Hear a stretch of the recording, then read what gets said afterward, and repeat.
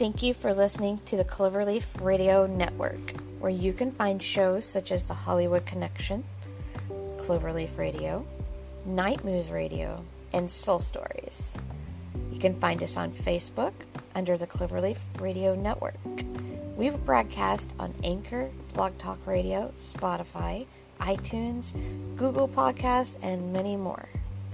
Tune in anytime during the week.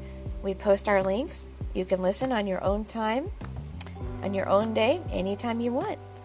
We provide you with new material every week. Thank you for listening.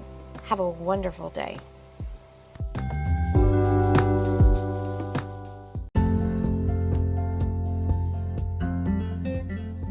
Anchor is the easiest way to make a podcast.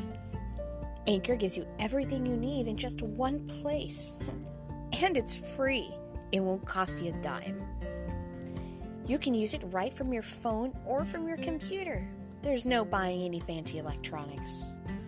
Anchor has a creation tool that allows you to record and edit your podcast, so it sounds great. There's no professional editing skills, no fancy buttons, one tool. Anchor will distribute your podcast for you. There's no submitting it. They will actually submit it to Spotify, Apple Podcasts, Google, and many more. You'll be heard everywhere. No sweat. You'll be famous pretty soon. And you can easily make money from your podcast.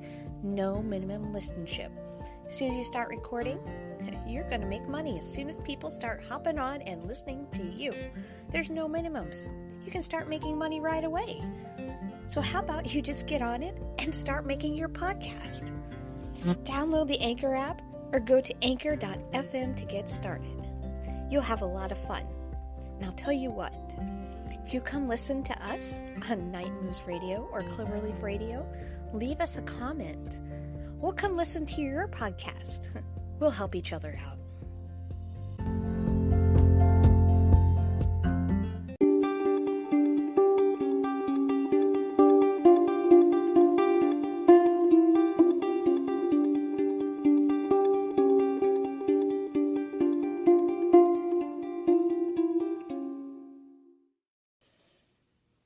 If you're like me, finding a place to eat is never an easy thing to do.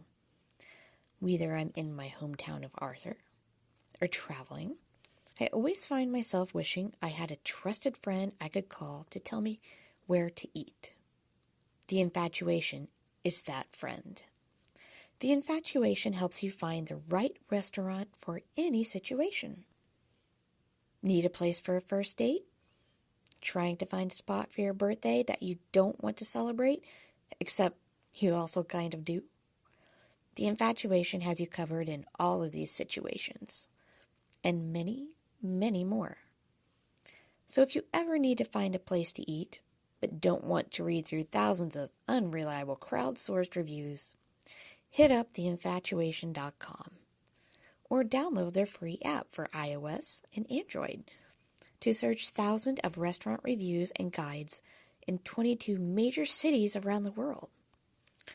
Or let the infatuation do the work for you by sending a text to 64560. A real person will respond and help you find a restaurant that's perfect for whatever situation you find yourself in.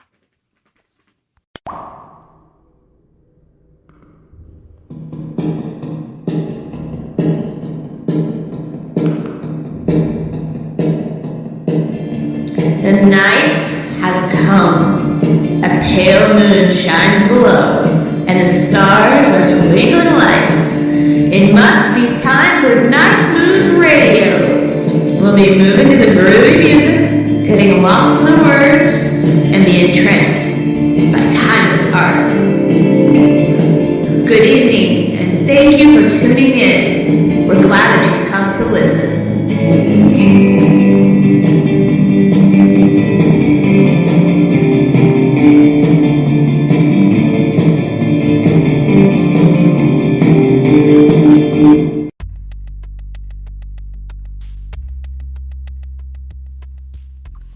Hello, thank you for tuning in to another episode of Night Moves Radio with Ariana and Josh.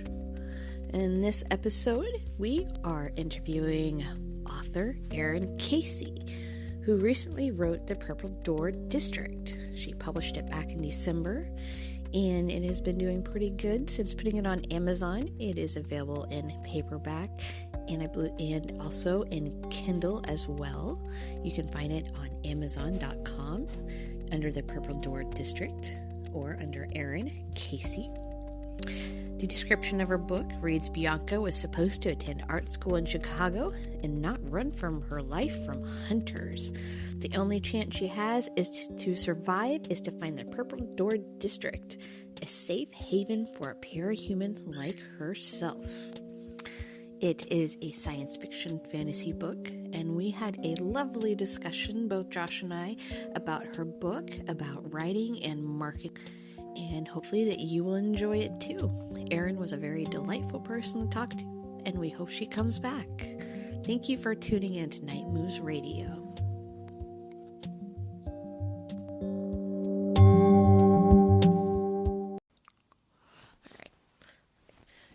Hello, Casey. Hello, Erin Casey. I was going to say Karen Acey. Hello, Erin. Welcome to our Night Moves radio show. We're glad that you came on this evening. And I see that you recently published back in December the Purple District. Purple Door District. Purple Door District. You want to tell us about that? Sure. The Purple Door District is an urban fantasy book about a young werebird named Bianca who's being chased by hunters. Her only chance to survive is to find the Purple Door District of Chicago, which is a safe haven for parahumans like herself. But the hunters are relentless, and they keep coming after her even though she doesn't know why. So the vampires, werewolves, magi, avians, the community of the Purple Door District has to come together to both protect themselves and her from the dark forces. Okay. So this is the first book in a series. Mm-hmm. The second book, called Wolf Pit, is currently being edited, but I'm planning on having it out this December. Oh, cool. So I was looking, was we talked before the interview, you grew up in Illinois, Chicago. Did you grow up near Chicago, or what made you study it in Chicago?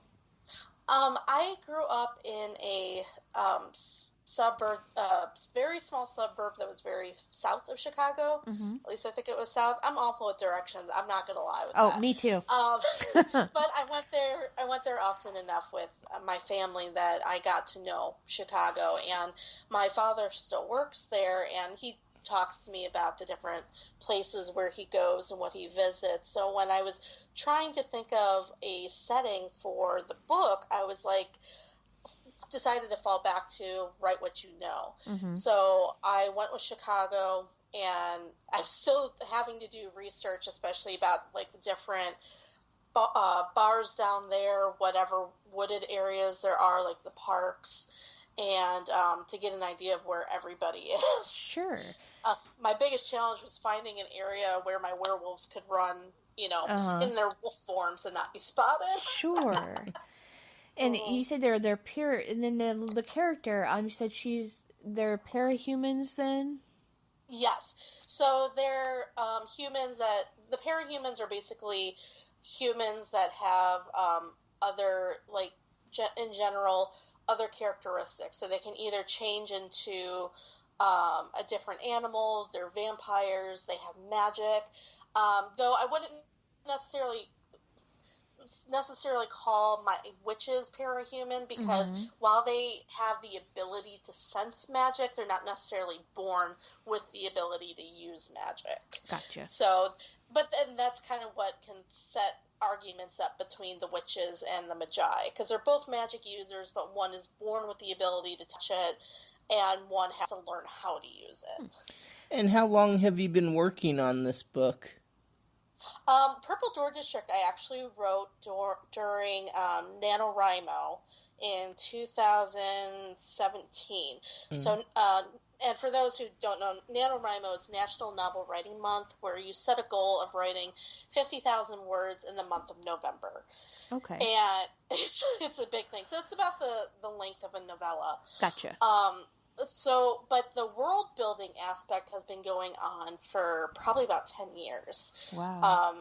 my co-creator, A.E. Keller, she and I have been working on this world for a very long time. And when I wrote one small section of it was the Purple Door District, and I fell in love with the concept of community coming together, that all these different people who are, very different from each other, that they're living together mostly in harmony, typical disputes here and there. But I wanted to develop that, and I was like, do you mind if I write a series based on that while we also work on the canon? And she was very supportive, so she reads all of it and makes sure that I stay true to our world building. Mm-hmm. And we're also working on a main canon series called Fates and Furies that hopefully we will put out the first book next year. Completely different characters, but same type of urban fantasy setting. So this Purple Door District was kind of us putting our toes in the water to see how people would react to it. Very cool. I always like there's stories like you'll have like fictional characters, but you kind of set them in sort of like a realistic setting because you did your research to find out like what was in Chicago and where all your characters could be. So in a way, then like people maybe that are in that area from the area or know it can like almost picture your characters in that setting. So that's kind of cool. Now, I'm not going to lie, I was using Google Maps at one point to figure obviously, out... I would have to do that myself. Yeah.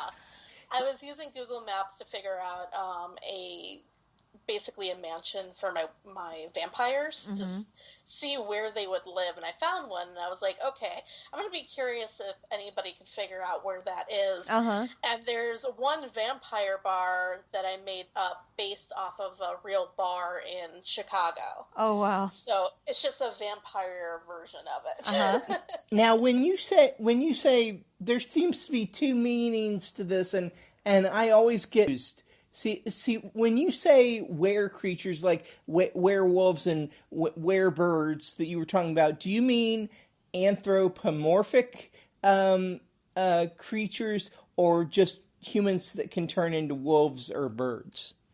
It's kind of a mix. So the birds, they change into a bird. They turn into a type of bird. And the thing about them is that their bird is actually a part of themselves. There's basically like two minds in one body. So they have a very close connection with their bird. Now, those who are more experienced avians are able to pull out their wings and stay in human form. They can also have their talons come out, or their eyes might turn a bit more bird-like. And those are called seraphs. Okay. So there's a different type of shifting with that. I was wondering because, like, when I usually think of were creatures, I think of, like, if you have this is how my mind works. If you have a werewolf, it's basically a wolf man or a werebear, a bear man or something. You know, they're in, right. They're in, you get what I'm saying? Like, they're in like, they have the head of an animal and the fur, but they have human-like shapes still, but they're anthropomorphic. No, these guys are definitely these are animals. Okay. So I guess they would lean a little bit more on the side of shifter. Okay. So the werewolves and the cats can turn into wolf and cat, but again, the older ones can turn and have a bipedal form, biped form, sorry, where I'm trying to think, have you seen Van Helsing with so the gigantic black wolf in there is similar to what the wolves can also turn into. Well, I mean by werewolves, I mean, wolfmen, that type of thing. Yes. Yeah, that's what I think of when I think of werewolves or, whatever. So they can have two sides to it. Okay. Basically. It depends on their age and their experience, or in some cases, trauma can bring out a different side of their wolf form. Well, that's interesting. I think it's cool that they have, they can go either way, but depending on their experience and their advancement and everything.